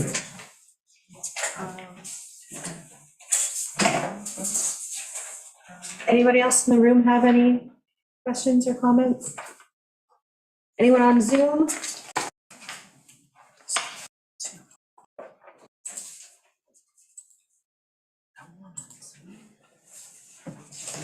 All right, I don't see anybody on Zoom.